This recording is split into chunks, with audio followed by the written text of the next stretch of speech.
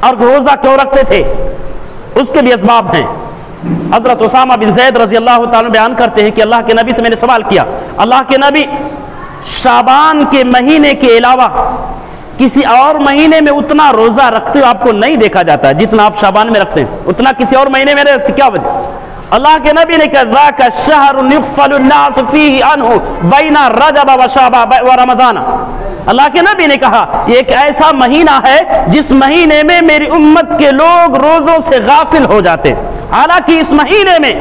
وَهُوَ شَهْرٌ تُرْفَعُ فِيهِ الْأَعْمَالُ إِلَى رَبِّ الْعَالَمِينَ أُحِبُّ أَن يُرْفَعَ عَمَلِي وَأَنَا صَائِمٌ۔ اللہ کے نبی کہتے ہیں کہ یہ وہ مہینہ ہے جس مہینے میں بندوں کے اعمال رب العالمین کے ہاں بھیجے جاتے ہیں، بندوں کے اعمال، ان کی اچھائیاں، ان کی برائیاں اس مبارک مہینے میں کہاں بھیجے جاتے ہیں؟ کسی دن میں نہیں، کسی رات، کسی گھڑی میں نہیں۔ اللہ کے نبی نے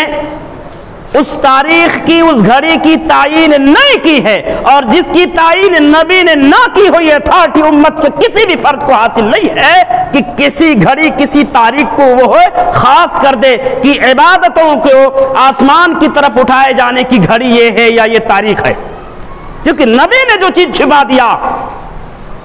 اس کو ہم واضح نہیں کر سکتے۔ وضاحت کرنا، تعین کرنا جہالت ہے، چونکہ ہم ہمارے نبی سے آگے ذرہ برابر بھی نہیں جا سکتے، اور جو نبی سے آگے بڑھنے کی کوشش کرے گا وہ گمراہ ہوگا، اس کا اعمال اللہ کو مقبول نہیں ہوگا۔ تو اللہ کے نبی نے کہا یہ وہ مہینہ ہے جس مہینے میں بندوں کے اعمال اللہ کی طرف پہنچائے جاتے ہیں۔ میرا مقصد یہ ہے، میں اس بات کو زیادہ پسند کرتا ہوں، مجھے یہ محبوب ہے کہ جس وقت میرا عمل رب العالمین کو پہنچایا جائے اس وقت میں روزے کی حالت میں رہوں۔ میں یہ زیادہ پسند کرتا ہوں کہ جب میرے اعمال اللہ کو بھیجے جائیں تو میں روزے کی حالت میں ہوں، میرا رب دیکھے کہ میرے نبی جو ہے محمد الرسول اللہ صلی اللہ علیہ وسلم جو ہے اس وقت روزے سے ہے۔ یہاں ایک سوال پیدا ہوتا ہے، بعض حدیث کے اندر ہے پیر اور جمعرات کے دن بندوں کے اعمال بھیجے جاتے ہیں، بعض حدیث کے اندر پیر کے دن اور جمعرات کے دن بھی بندوں کے اعمال اللہ کی طرف بھیجے جاتے ہیں، اور اس حدیث سے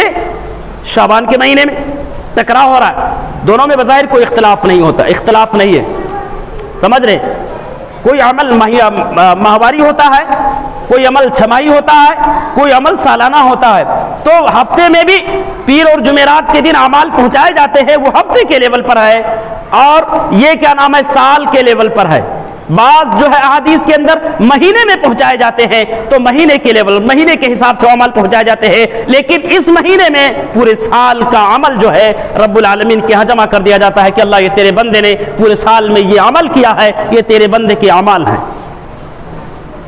اس لیے اللہ کے نبی اس مہینے میں کثرت سے روزوں کا اہتمام کرتے تھے۔ آپ کی سیرت طیبہ، آپ کا یہ عمل ہمیں اور آپ کو پیغام دیتا ہے کہ ہم اس مہینے میں کثرت سے روزہ رکھ سکتے ہیں، کوئی اختلاف نہیں ہے، 15 شعبان سے پہلے